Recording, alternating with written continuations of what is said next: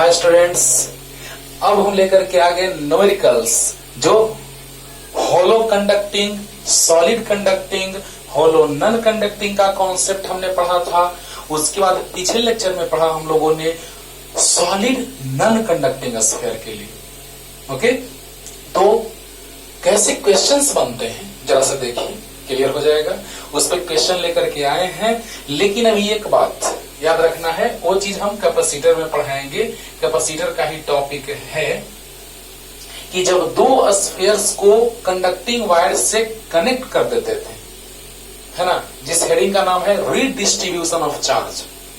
Redistribution of charge, जो topic जहां पढ़ना है उसको वहीं पे डिटेल में पढ़ेंगे, है ना। तो यहां पर इससे भी क्वेश्चन हमें आराम से बना सकते हैं, आपको समझ में भी आएगा, लेकिन नहीं, जो टॉपिक जहां पढ़ना है वहां पढ़ेंगे। अंडरस्टूड?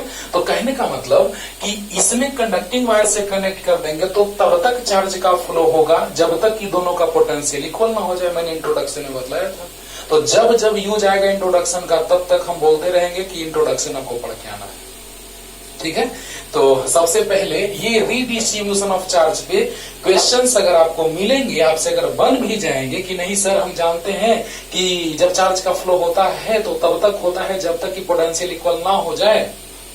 तो रीडिस्ट्रीब्यूशन ऑफ चार्ज हुआ, चार्ज का फ्लो हुआ, स्टार्टिंग में कुछ और था, बाद में कुछ और हो गया, फाइनली कब? जब दोनों का पोटेंशियल इक्वल हो गया तब। और सर हम क्वेश्चन बना लिए, बन जाएगा, लेकिन उसका टॉपिक और टॉपिक अभी देर से पढ़ना है, राइट। तो चलिए क्वेश्चंस लिख लीजिए और स्टार्ट करते हैं लाइन बाय लाइन, जल्दी फास्ट। क्या कह रहा है क्वेश्चन, जरा सा देखिएगा, जल्दी से पॉज करके लिखिए। और 5th नंबर क्वेश्चन हम लिखेंगे लास्ट में, IIT 2012 का क्वेश्चन है। जल्दी हो गया, चलिए स्टार्ट करते हैं दोस्तों, ध्यान दिया जाए। क्वेश्चन कह रहा है कि एक स्फीयर है जिसका रेडियस है 5 सेंटीमीटर, लेकिन ये होलो कंडक्टिंग स्फीयर है। याद कीजिए, सॉलिड कंडक्टिंग स्फीयर, होलो कंडक्टिंग स्फीयर और होलो इंसुलेटिंग स्फीयर, इन तीनों के लिए मैंने कॉन्सेप्ट एक जैसा बतलाया था कि अंदर में इनसाइड द स्फीयर और eight the surface of sphere potential constant होता था, जो होता था KQ/R। इनसाइड द स्फीयर और eight the surface of sphere potential same होता था, है ना, और आउटसाइड में होता था V = KQ/R। याद कीजिए, याद कीजिए। अब बताइए बच्चों, यहां से क्वेश्चन दिया है कि सरफेस पर पोटेंशियल दिया हुआ है 10 वोल्ट, तो सेंटर पर पोटेंशियल कितना होगा? माइंडेड। इसी में हम एक और क्वेश्चन सेट करेंगे अभी नया तुरंत, है ना। क्या? तो देखिएगा ध्यान से कि अंदर में पोटेंशियल, ये होलो कंडक्टिंग स्फीयर है, होलो कंडक्टिंग स्फीयर कहिए या थिन कंडक्टिंग सेल कहिए, है ना, थिन कंडक्टिंग सेल। ये सेल मतलब कि बीच में खाली, वैकेंट, है ना, बीच में मटेरियल नहीं रहेगा। ओके, तो बतलाइए, होलो कंडक्टिंग सेल कह रहा था, इसका मतलब ये कि सेंटर, अगर सॉलिड कंडक्टिंग सेल भी कहता तो भी सेंटर से सरफेस तक पोटेंशियल क्या होता है? तो सेंटर से सरफेस तक पोटेंशियल कांस्टेंट होता है, याद है ना।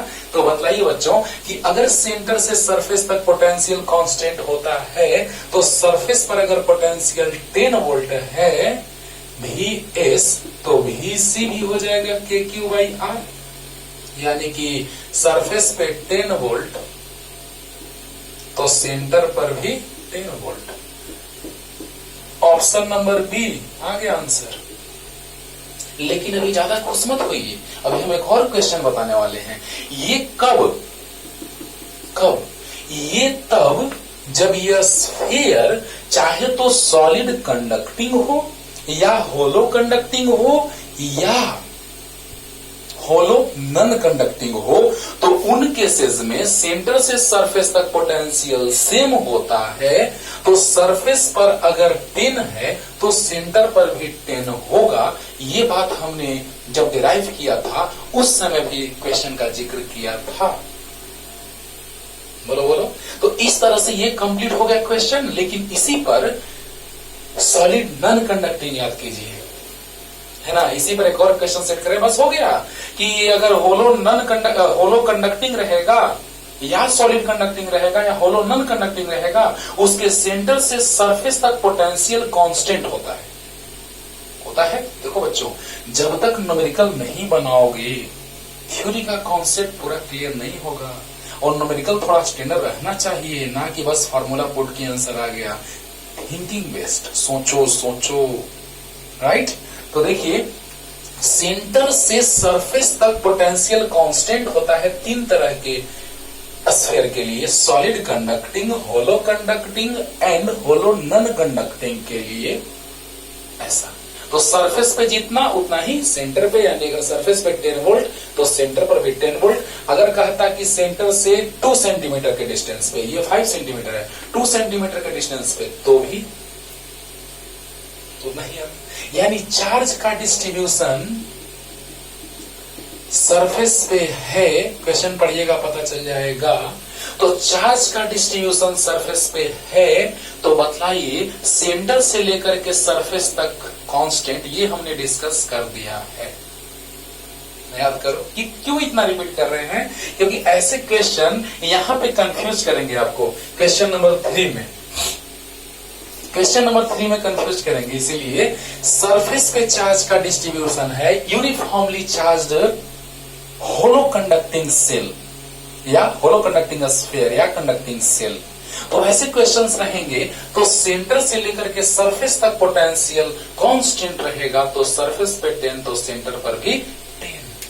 क्लियर हो गया होगा। अब देखिए, अगर यही हम लोग ले लें, देखिएगा जल्दी से मिटाते हैं।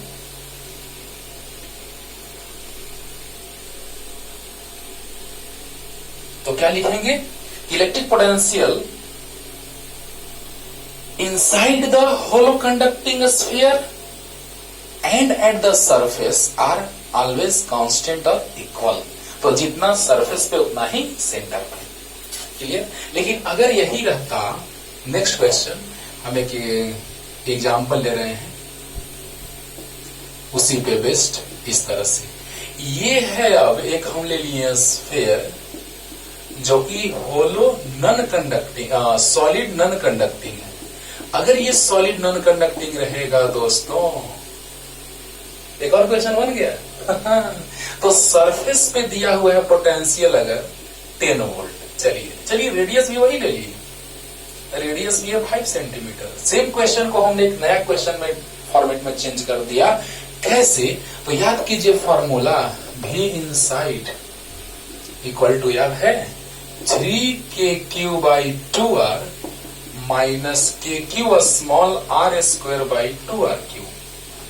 याद कीजिए, अरे याद कीजिए जी। तो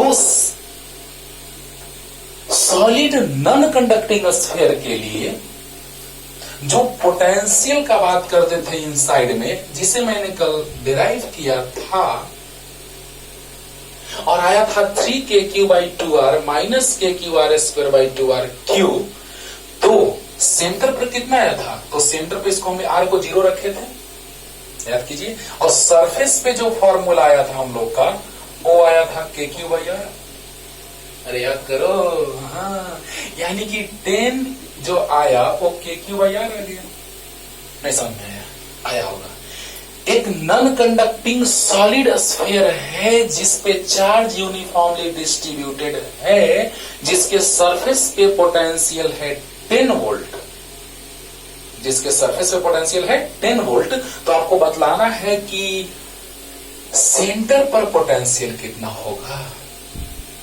क्या क्वेश्चन बना, एक क्वेश्चन बन गया ना कि सॉलिड नॉन कंडक्टिंग स्फीयर के सरफेस पे पोटेंशियल 10 वोल्ट है, तो सेंटर पे पोटेंशियल कितना होगा। क्लियर। तो आइए देखते हैं सेंटर का फॉर्मूला। तो R 0 हो गया था, और R0, देखिए बच्चों R0, तो R0 होगा तो ये पूरा टर्म खत्म, 0 हो गया। अब याद कीजिए, मैं एक रिलेशन लाए थे यहां से, वही याद दिलाते हैं अभी कि भी सेंटर आया था 3/2 टाइम्स ऑफ, याद कीजिए KQ/R, भी सरफेस है। वाह क्या बात है सर, मजा आ गया, वाह वाह वाह। भी इनसाइड आया था फॉर्मूला इतना KQ/R²/2RQ, तो हमने R का वैल्यू 0 रखा तो सेंटर पे आ गया 3KQ/2R। चलिए प्लेन और तो VC इक्वल टू आ गया 3/2 VS, S फॉर सरफेस। अब देखिए बच्चों, ये पूरे के लिए सरफेस पे पोटेंशियल दिया है 10 वोल्ट, तो सेंटर पे पोटेंशियल कितना होगा, तो इनसाइड का फॉर्मूला ये है, R का वैल्यू 0 पुट कर देंगे तो भी आ जाएगा सेंटर पे 3KQ/2R, और ये KQ/R जो होता है वो 10 है दिया हुआ, 2 5 जा यानी 5 3 जा 15 वोल्ट आंसर। वारे वाह। मतलब ये समझिएगा ध्यान से, कैलकुलेशन में तो कोई दिक्कत नहीं हुआ होगा, सिंपल सा कैलकुलेशन है। 3/2 VS, सरफेस पे पोटेंशियल 10 वोल्ट, यानी 2 5 जा 10, 5 3 जा 15 वोल्ट। वाह, देख रहे हैं ना क्वेश्चन का क्वालिटी, देख रहे हैं क्वालिटी। मतलब कि अगर ये सॉलिड नॉन कंडक्टिंग है, सॉलिड नॉन कंडक्टिंग अगर है, तो सॉलिड नॉन कंडक्टिंग में क्या होता है, तो सेंटर से लेकर सरफेस तक डिक्रीज करता है पोटेंशियल। तो भी इनसाइड इक्वल टू आ गया 3KQ/2R माइनस KQ/R²/2RQ, तो सेंटर पे ये 0 यानी 3/2 KQ/R, और जो KQ/R है वो सरफेस पे होता है, हमने लाया है कल डिराइव करके पिछले लेक्चर में, आप देखिए है ना। तो बतलाइए कि जैसे ही सरफेस पे वैल्यू पुट करेंगे तो आ गया सेंटर पे, लेकिन hollow non conducting, hollow conducting और सॉलिड कंडक्टिंग, इन तीनों में सरफेस पर और सेंटर पर यानी centre to surface always equal, तो उन तीनों में सेंटर से सरफेस तक हमेशा इक्वल, लेकिन इसमें सरफेस पर कांस्टेंट होता है KQ/R, लेकिन सेंटर पर 3/2 टाइम्स ऑफ सरफेस होता है। क्लियर हो गया होगा, क्लियर? तो जल्दी लिख लीजिए, जल्दी हो गया, 15 आंसर आया, उसी पे क्वेश्चन सेट कर दिए। चलिए नेक्स्ट क्वेश्चन है बच्चों, देखो अब ये वायर से कनेक्ट नहीं किए हैं, बस पोटेंशियल सेम है, वायर से कनेक्ट भी करेंगे। मैंने बोला रीडिस्ट्रीब्यूशन ऑफ चार्ज, जब टॉपिक चलेगा कैपेसिटर में उस समय मैं इसका डिस्कस करूंगा, जब वायर से कनेक्ट करूंगा तो उस क्वेश्चन का, लेकिन यहां पर क्वेश्चन में पोटेंशियल इक्वल दे दिया है। तो देखिएगा 2 नंबर क्वेश्चन का सॉल्यूशन, कह रहे हैं कि 2 spheres of radii R1 and R2 are at the same potential. अच्छा, 2 स्फीयर हैं, 2 स्फीयर हैं, देखिए सोचना है क्वेश्चन में, बस बनाने से नहीं होगा, सोचना है। 2 spheres of radii R1 and R2 are at the same potentials if their surface charge densities are σ1 and σ2। σ1 और σ2 है सरफेस चार्ज डेंसिटी, रेडियस है R1 और R2, और दोनों का पोटेंशियल जो है सेम पोटेंशियल, यानी V1 और V2 जो होगा अकॉर्डिंग टू क्वेश्चन वो हो जाएगा इक्वल। चलिए इतना कुछ दिया है, समझिएगा ध्यान से बच्चों। क्वेश्चन का 4 ऑप्शन दिया है, कौन होगा वो तो बाद की बात है। पहले 2 spheres of radii R1 and R2 are at the same potentials if their surface charge densities are σ1 and σ2 respectively, then σ1 by σ2 equal to what? सोचो, रेडियस के रेशियो का फॉर्म में दिया है, रेशियो का स्क्वायर का फॉर्म में, क्या है मतलब जरा सा देखते हैं। हाँ देखिए तो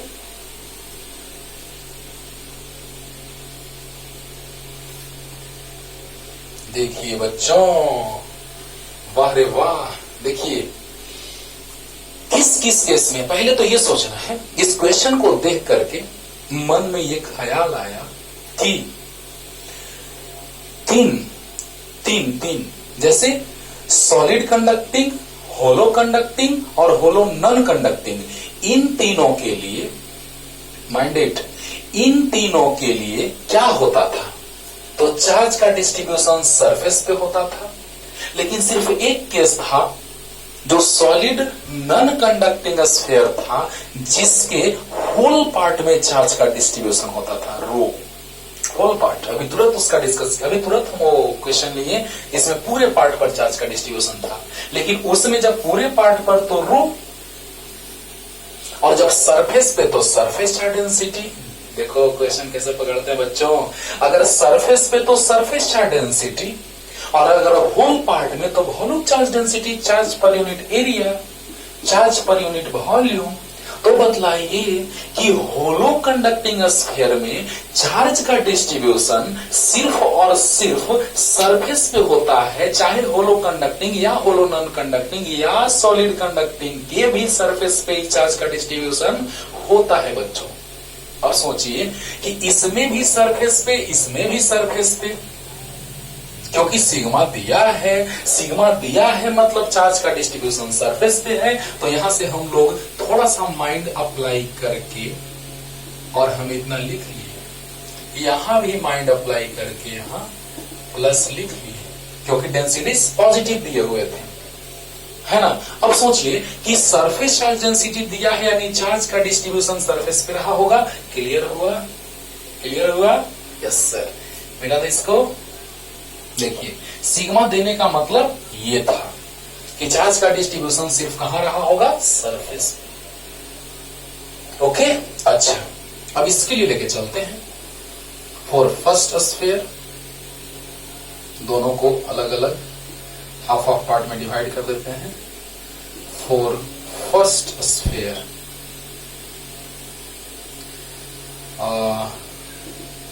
V1 इक्वल टू फॉर्मूला याद है, KQ/R याद है। और फॉर सेकंड स्फीयर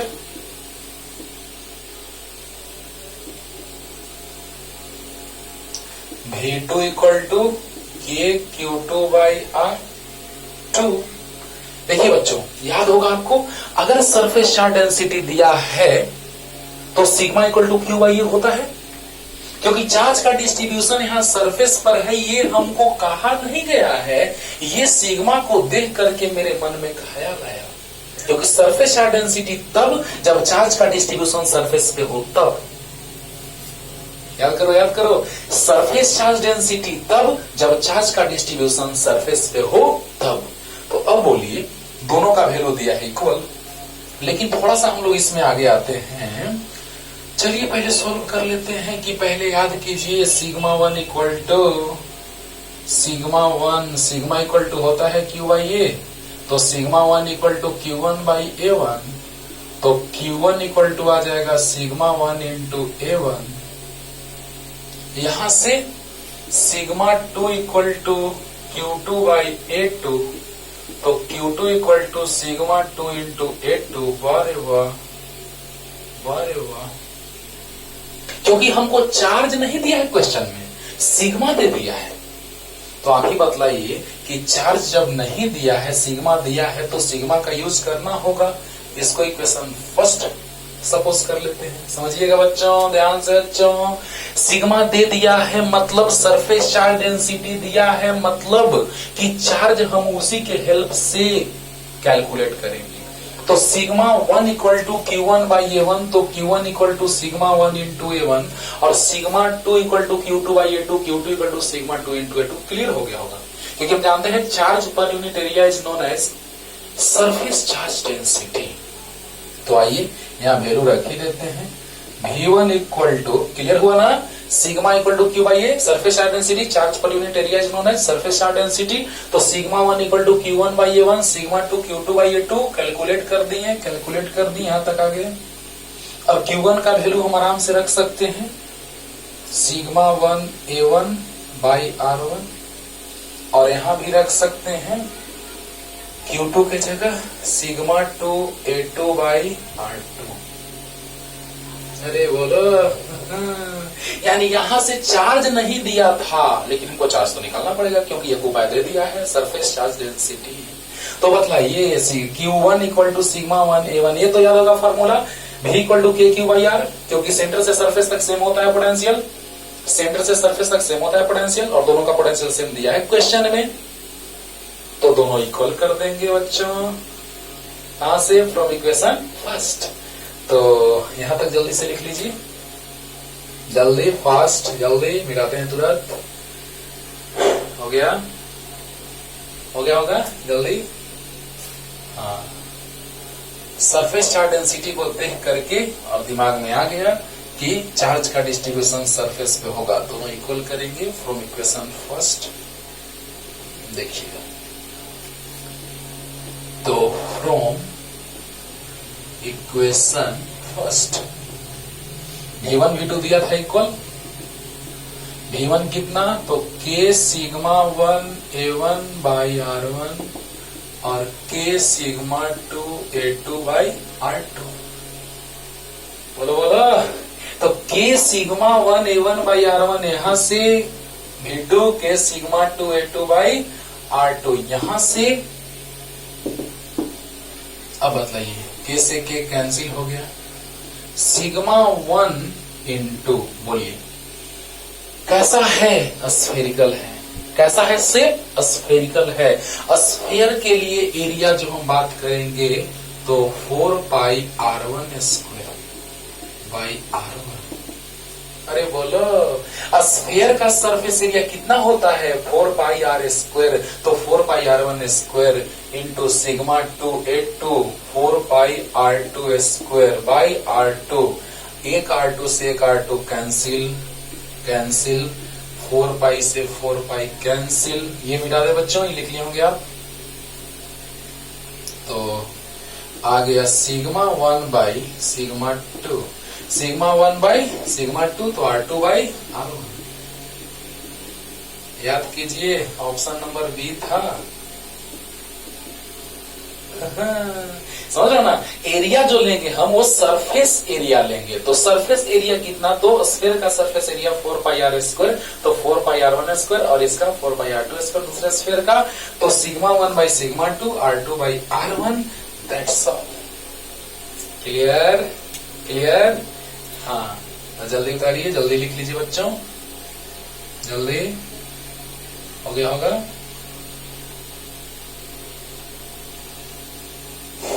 अब देखिए, अब ये क्वेश्चन है थोड़ा सोचने वाला, है ना? कंफ्यूज नहीं करना है, सोचना है क्या कह रहा है, सो देखिए। 3 नंबर का सॉल्यूशन देखिएगा, ये थीन स्फेरिकल कंडक्टिंग सेल। अच्छा, ये thin spherical conducting shell, right?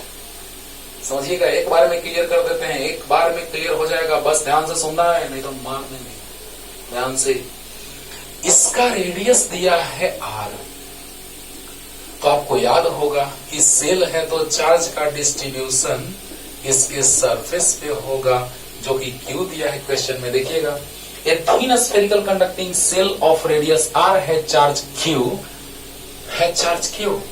तो a thin spherical conducting shell, मतलब थीन स्फेरिकल कंडक्टिंग सेल अगर दिया है तो सेल लिख दिया, मतलब हमको पता है कि चार्ज का डिस्ट्रीब्यूशन सरफेस पे होगा, होगा। अब कह रहा है अनदर चार्ज Q, अरे वाह रे वाह, क्योंकि AIEEE 2003 में पूछा है बाबू, AIEEE 2003 में पूछा है, तो ट्रिपल में पूछा है, तो कुछ तो एक्स्ट्रा करेगा। अब देखिए, another charge Q is placed at the centre of the shell. अब एक और चार्ज है जो इसके सेंटर पे प्लेस्ड है। The electrostatic potential at point P at a distance R/2 from the centre of the shell is. Okay, तो इसके सेंटर से R/2 डिस्टेंस पर जो पोटेंशियल होगा पॉइंट P पे, वो कितना होगा, व्हाट?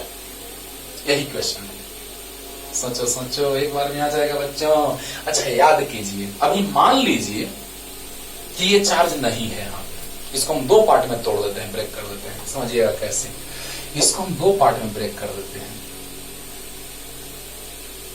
एक पार्ट है ये जिसमें सिर्फ स्फीयर पे चार्ज है।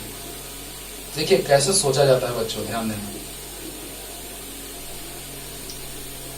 r/2 डिस्टेंस पे, ठीक है, सेंटर से चार्ज Q है, तो यहां पे हम इस सिर्फ स्फीयर के कारण पोटेंशियल मान लेते हैं V1। चलिए, और O पे जो चार्ज है प्लस कैपिटल Q, उससे r डिस्टेंस पे पोटेंशियल Q के कारण मान लेते हैं कैपिटल Q के कारण V2।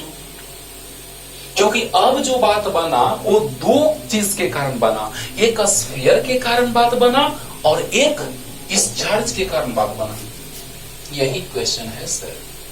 सोचो सोचो कैसे सोचा जाता है, ये सोचो।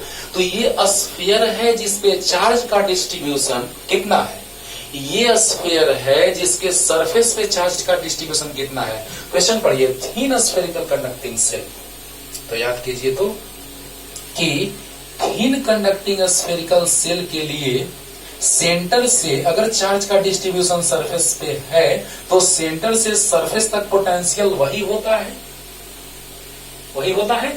यानी कि जितना सरफेस पे उतना ही सेंटर पे उतना ही कहीं भी। अरे मैंने लाया है, डिराइव किया है, जस्ट पिछले क्लास में जो पढ़ाया था उसके पिछले क्लास का मैं बात करूं तो उसमें पढ़ाया था मैंने। तो बतलाइए कि V1 जो हो जाएगा वो हो जाएगा KQ/R, R/2 नहीं, KQ/R। अरे अभी बतला रहे हैं कैसे। और V2 जो हो जाएगा वो KQ/R/2। वाह, यही तो कंफ्यूजन है जिसको हम सेपरेट कर दिए और दोनों को मिला देंगे तो यहाँ पे पोटेंशियल आ जाएगा। Because potential is a scalar quantity, so resultant electric potential at any point is algebraic sum of both electric potential, है ना। देखिएगा, ऑप्शन अभी छोड़ देते हैं, कौन आता है देखते हैं। बहुत ही अच्छा क्वेश्चन, समझिएगा बच्चों। क्वेश्चन क्या है ये तो हम समझा चुके हैं, फिर से समझाते हैं। देखिएगा, कह रहा है कि एक यूनिफॉर्मली चार्ज्ड होलो कंडक्टिंग स्फीयर है या सेल है। होलो मतलब सेल, हाँ। तो वो जो सेल है थीन सेल मतलब कि होलो स्फीयर, होलो कंडक्टिंग स्फीयर दिया हुआ है। होलो कंडक्टिंग सेल या थिन कंडक्टिंग सेल या होलो कंडक्टिंग स्फीयर, एक ही बात है। तो यहां जैसे ही चार्ज का डिस्ट्रीब्यूशन इस पे होता था उसके कारण इसके सेंटर से सरफेस तक पोटेंशियल सेम होता था। याद कीजिए, electric potential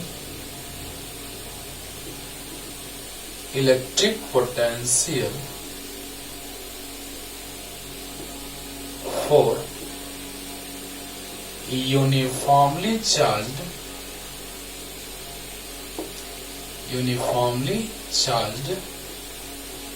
thin conducting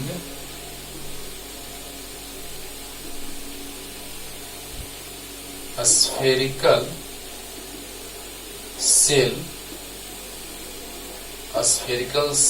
from center to surface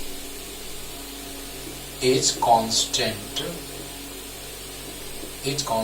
which is equal to V equal to KQ/R।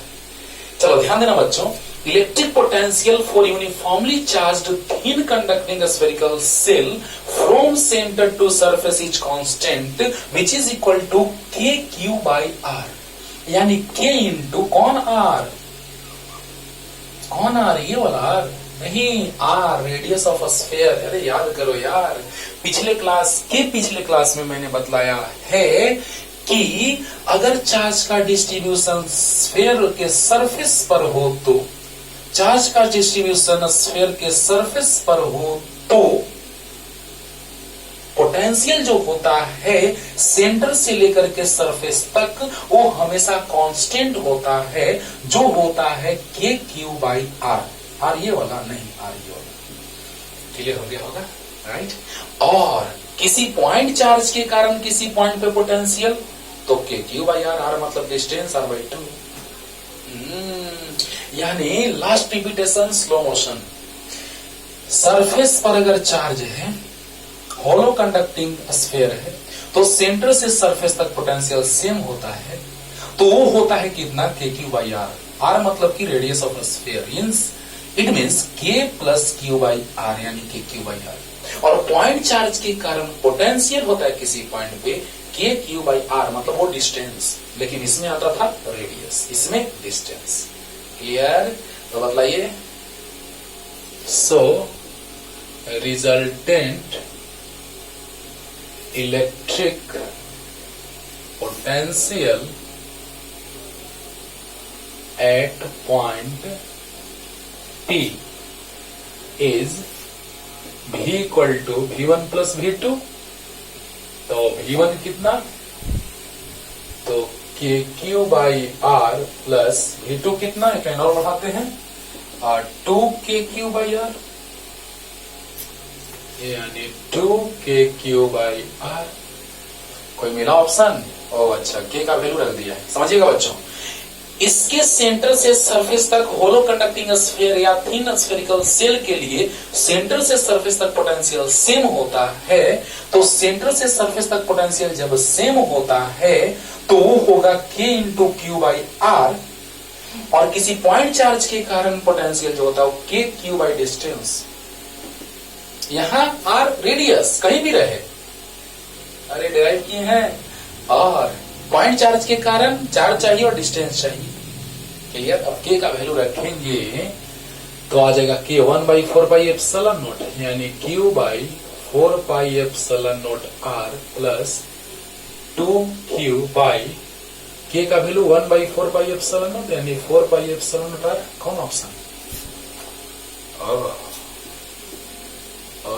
B number, B number. अरे 2 प्लस 3 या 3 प्लस 2 एक ही बात है, 2 प्लस 3 या 3 प्लस 2 एक ही बात है, माइनस नहीं है, प्लस। 2 माइनस 3, 3 माइनस 2 अलग हो जाएगा, 1 और माइनस 1, लेकिन 2 प्लस 3 5, 3 प्लस 2 5। यानी कहने का मतलब कि इसके कारण पोटेंशियल के क्यू बाई कैपिटल आर, इसके कारण पोटेंशियल के क्यू बाई आर बाई 2, यानी 2 के क्यू बाई कैपिटल आर। के मतलब 1/4 पाई एप्सिलॉन, के मतलब 1/4 पाई एप्सिलॉन, यानी Q by 4 pi epsilon R, और 2q by 4 pi epsilon into R. Clear हुआ? ऐसे सोचा जाता है बच्चों, तो यहां से ऑप्शन बी नंबर आ गया। क्लियर? तो जल्दी उतार लीजिए, जल्दी लिख लीजिए बच्चों। हो गया?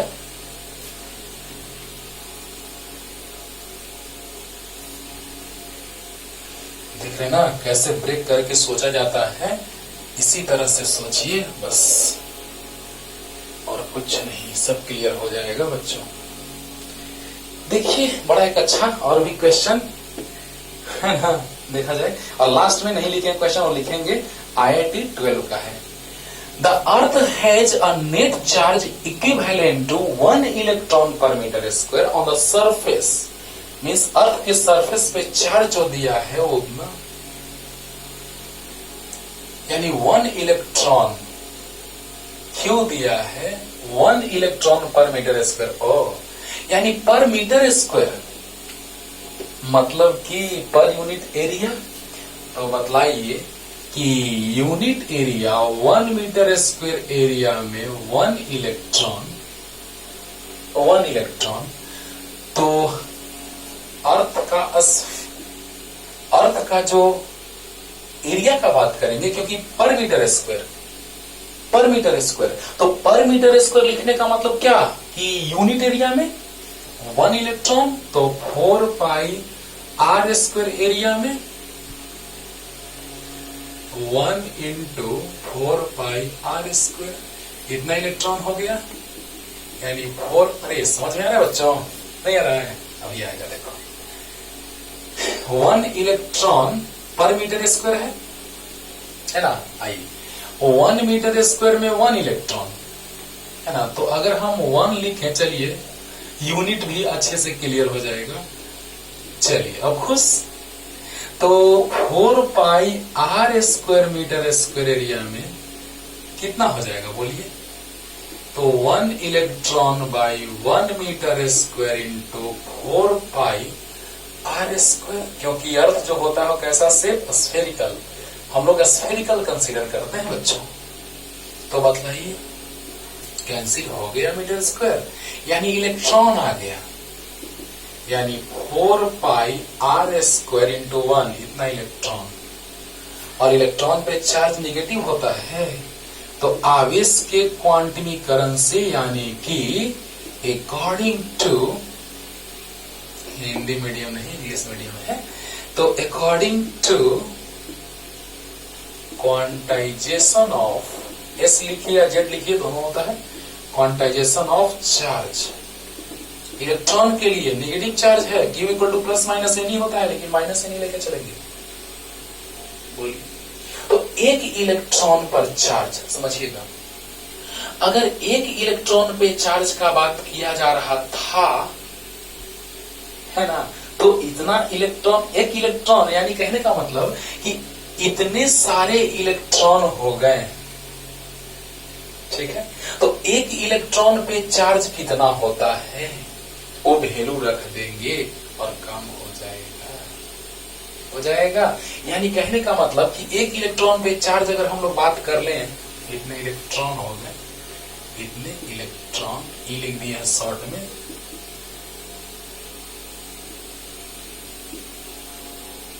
One electron. ओके, तो बतलाइए, ध्यान दीजिएगा, 1 मीटर स्क्वायर में 1 इलेक्ट्रॉन है एरिया में, तो यूनिट 1 में है, ठीक, अच्छी बात है, यूनिट लाने के लिए ऐसा कर रहे हैं कि 1, यानी ये नीचे चला जाएगा। तो अब ये इतने एरिया में, क्योंकि अर्थ का जो एरिया होता है, अर्थ का अगर रेडियस r है, तो एरिया हो जाएगा surface area 4 pi R square, because we consider that earth is conductor. Earth is conductor, और कंडक्टर पे कहां चार्ज होता है? तो सरफेस पे होता है। सोचो सोचो, अर्थ पे चार्ज कहां रहेगा? तो सरफेस पे रहेगा। तो बतलाइए, नंबर ऑफ इलेक्ट्रॉन्स आगे कितने? यानी 1 इलेक्ट्रॉन, लेकिन इतने इलेक्ट्रॉन्स माइनेट, यानी क्वेश्चन कह रहा है कि the earth has a net charge equivalent to 1 electron per metre square on the surface area of radius, इतना दिया है। क्योंकि अर्थ का रेडियस आप जानते हैं 6400 किलोमीटर। तो इसी को हम लोग मीटर में कन्वर्ट करेंगे, 10 टू द पावर 3, यानी 64 इंटू 10 टू द पावर 5, 10 से डिवाइड तो 10 से मल्टीप्लाई, यही तो आया 6.4 मीटर। तो मीटर में दे दिया है, अच्छी बात है, क्योंकि किलोमीटर में रहता तब वो मीटर में कन्वर्ट करना पड़ता। अब देखिए बच्चों, अर्थ, वी सपोज दैट और we know that earth is conductor and charge is reside at the surface of conductor, ये भी पता है। तो हम लोग क्या लेंगे? एरिया लेंगे, और एरिया लेंगे, ये हम लोग सोचे, लेकिन क्वेश्चन में एरिया दिया हुआ है, ये खुद सोचने के लिए बोल दिया। दोनों तरह से हम लोग सोचे वैसा, और ये सोचने के लिए कहा वैसा है। तो बोलिए कि 1 मीटर स्क्वायर एरिया में 1 इलेक्ट्रॉन, तो यूनिट में वही 1 मतलब यूनिट, तो हम यूनिट लाने के लिए ऐसा किए कि ऐसा कट जाए, कैंसिल हो जाए, समझ में जा रहा है। तो बतलाइए, 1 इलेक्ट्रॉन बाई 1 मीटर स्क्वायर, चलिए अभी यहां लास्ट में इलेक्ट्रॉन लिख दिया है। तो इतने एरिया में 1 electron by 1 metre square into इतना मीटर स्क्वायर, कैंसिल हो गया 4 पाई आर स्क्वायर इलेक्ट्रॉन्स।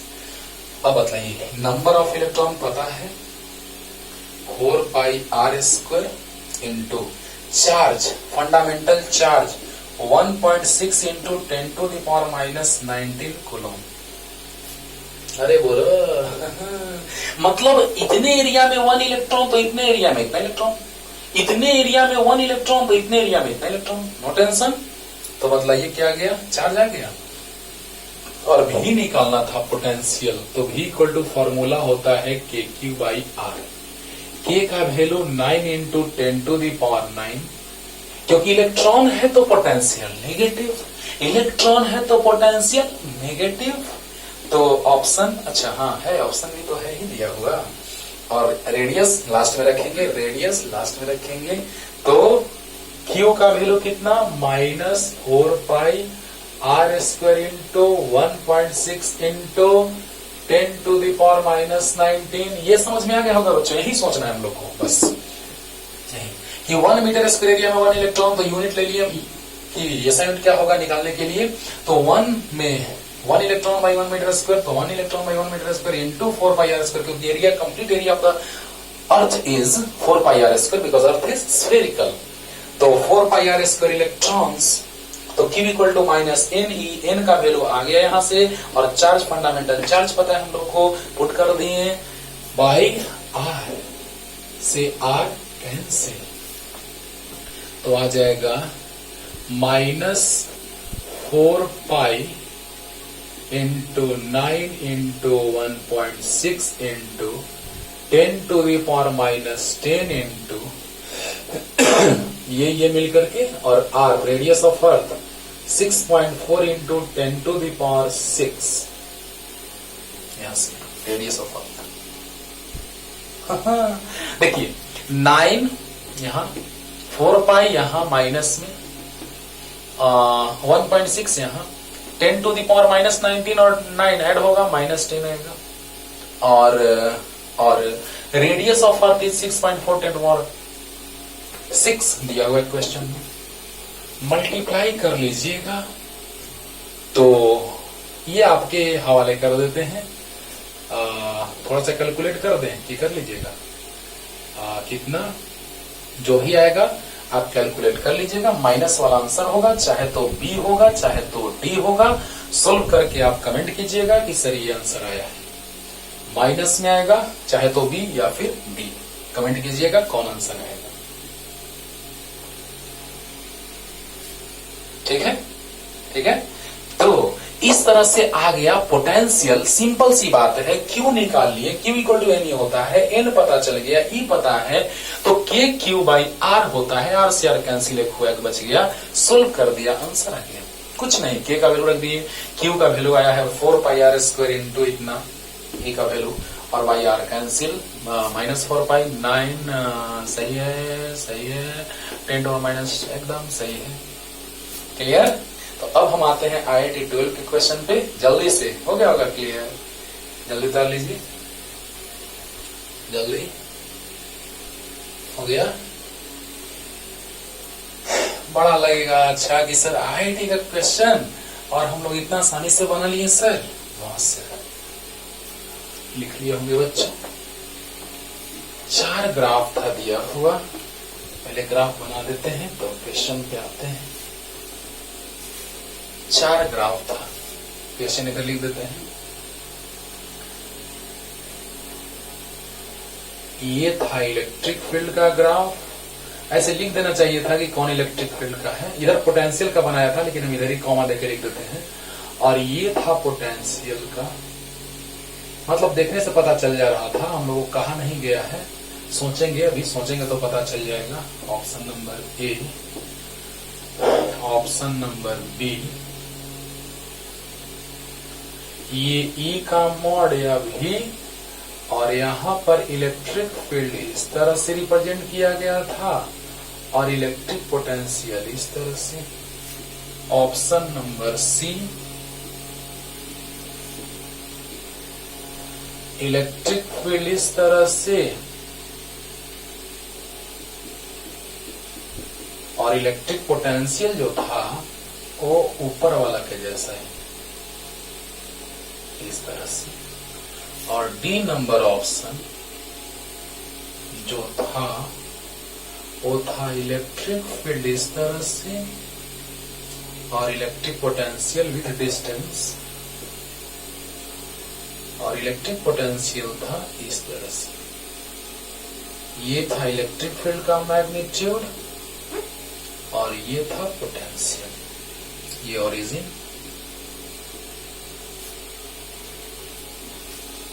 यही चारों ग्राफ था बच्चों। देखिएगा क्वेश्चन लिखते हैं, IIT 12 का है, 12 का क्वेश्चन लिखने में, ग्राफ बनाने में जो टाइम वेस्ट होता है उसको आगे बढ़ा दीजिए, इतना तो आप समझदार है। अब देखिए कह रहा है कि ए थीन spherical cell of radius r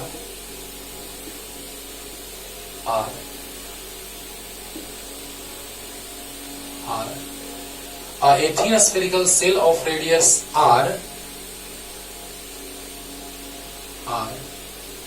and its center is at origin.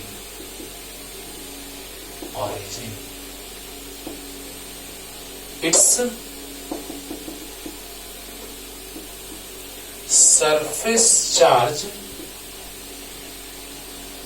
density is positive and charge is equally distributed at its surface. Then which one of the following graph is correct for the variation of magnitude of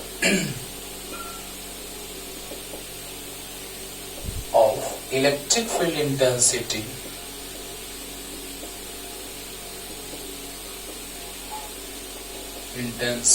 vector E modulus and electric potential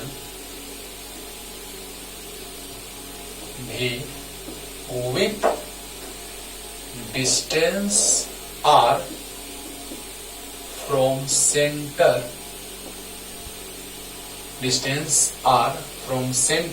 of the sphere. वाह रे वाह। देखा जाए question मैंने लिख दिया, graph भी बना दिया, क्वेश्चन कंप्लीट हो गया है ना। आप इसको आगे बढ़ा दीजिएगा, टाइम वेस्ट नहीं करना है, कॉन्सेप्ट क्लियर करना है बस। A thin spherical cell of radius r and its center is at origin.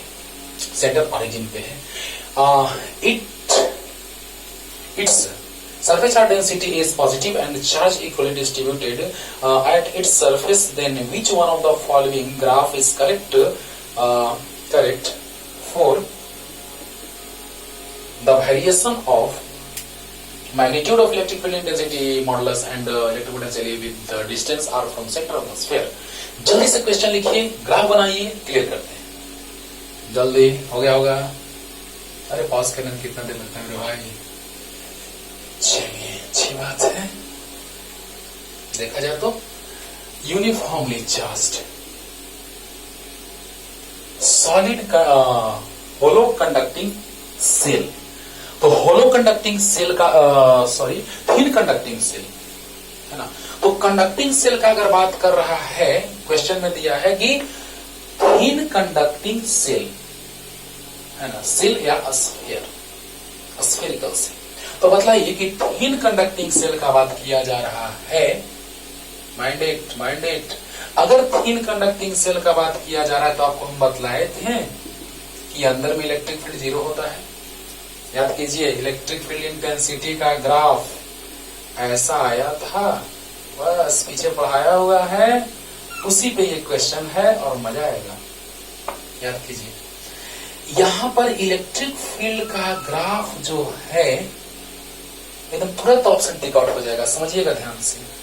Thin conducting cell, तो जब थिन कंडक्टिंग सेल होगा तो उसके अंदर इलेक्ट्रिक फील्ड 0 होता है, सरफेस पे होता है KQ/R² कांस्टेंट, और बाहर में जो पॉइंट है r डिस्टेंस पे, उस पे होता है E=KQ/R², स्मॉल r²।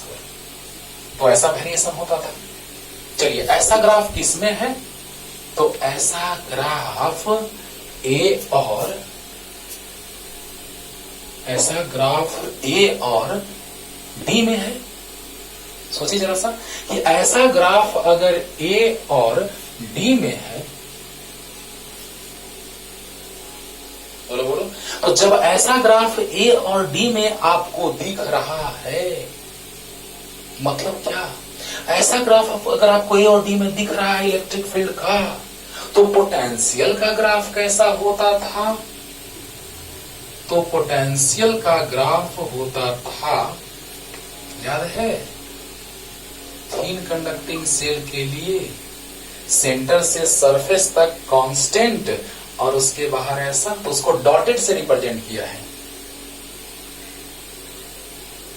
अरे अरे ये दोनों ग्राफ किसमें है रे बाबा, किसमें है रे बाबा, ए और डी में से किसमें है ऐसा, सेंटर से बढ़ता है नहीं, इंक्रीज करता है नहीं, कांस्टेंट रहता है, यस, अरे यार, तो राइट ऑप्शन इज डी, ए नहीं।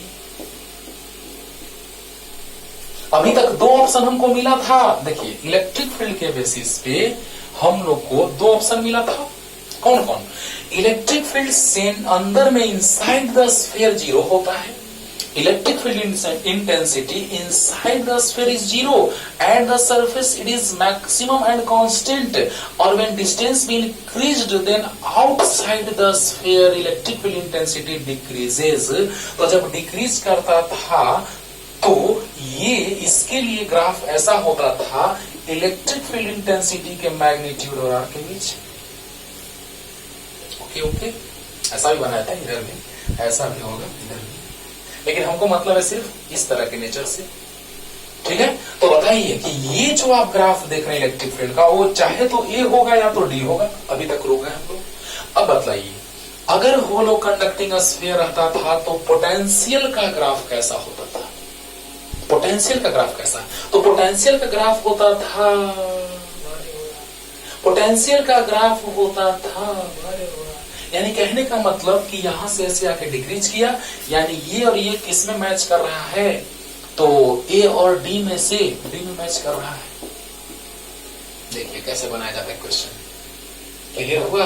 अब देखिए थोड़ा सा और हम लोग समझते हैं इसको, पोटेंशियल वाला ग्राफ ऊपर ही क्यों होगा इससे, ये भी हम बताए थे, पोटेंशियल और इलेक्ट्रिक फील्ड इंटेंसिटी, देखिए थोड़ा सा याद दिलाते हैं, यही ग्राफ क्यों, ये क्यों नहीं, और यही क्यों, क्योंकि पोटेंशियल सेंटर से सरफेस तक कांस्टेंट और बाहर में डिक्रीज, लेकिन ऐसा क्यों, पोटेंशियल ऊपर क्यों, ये समझते हैं थोड़ा सा। E इक्वल टू के क्यू बाई आर स्क्वायर होता है, V इक्वल टू के क्यू बाई आर होता है बच्चों। चलिए यहाँ पे सरफेस है, यानी कि small R equal to capital R है, तो बाहर में हम बात कर लेते हैं सरफेस पे small R equal to capital R होगा, तो बाहर में यानी 2r ले लेते हैं, तो के क्यू बाई 2r का स्क्वायर 4r स्क्वायर। बोलिए बोलिए, अगर मान लिया जाए कि r का वैल्यू 1 है, कुछ भी ले ले 1 2 जो भी, चलिए रेडियस हम 1 ले लेते हैं, तो बताइए कि रेडियस जब 1 लेंगे तो यहाँ पे 2r लेके चलेंगे, अगर हम small r equal to 2r, तो 2 इंटू 2 रेडियस 1 मान लेते हैं, चलिए 1 मान लेते हैं, तो क्या हो जाएगा 2 यानी 2 का स्क्वायर 4 यानी के क्यू बाई 4, और यहाँ रेडियस 2r यानी 2 यानी कि के क्यू बाई 2, नहीं समझ में आया, नहीं आया। देखिए यहाँ पे हमने r को मान लिया 1 मीटर, चलिए समझने के लिए r को हमने मान लिया 1 मीटर, तो जैसे ही r को 1 मीटर मानेंगे तो यहाँ पे डिस्टेंस हम ले रहे हैं, यहाँ पे सरफेस के बाहर ये r है और यहाँ 2r ले रहे हैं डिस्टेंस 2r, तो r equal to 2r, clear हो रहा है। आउटसाइड देख रहे हैं, क्योंकि सरफेस का ग्राफ ये है, यहाँ पे सरफेस पे, यहाँ पे ग्राफ सरफेस पे है, तो सरफेस के बाहर मीन सरफेस के बाहर आउटसाइड द सरफेस जो होगा वो r equal to 2r 3r 4r ऐसे, तो हम 2r लेके चल दिए, तो 2r और r 1 मीटर ले लिए, तो 2 इंटू 1 यानी 2, यानी आ गया कितना के क्यू बाई 2 का स्क्वायर 4, लेकिन यहाँ r इक्वल टू 2r यानी r के जगह 2 रख दिए, तो बताइए के क्यू बाई 2, अरे यार r इक्वल टू 2 रख दिए तो 2 का स्क्वायर 4, और यहाँ r इक्वल टू 2 रख दिए तो यहाँ या KQ/2, वहां या KQ/4, तो KQ/2 is greater than KQ/4, यानी KQ/2 पोटेंशियल है, तो उस केस में आगे में बाहर में पोटेंशियल ऊपर होगा और इलेक्ट्रिक फील्ड नीचे होगा। समझ में आ गया? तो इस तरह से हम लोग स्फीयर के बारे में पोटेंशियल से रिलेटेड क्वेश्चन का हमने बात किया, और अगले क्लास में अगला कॉन्सेप्ट, तब तक के लिए टाटा बाय बाय।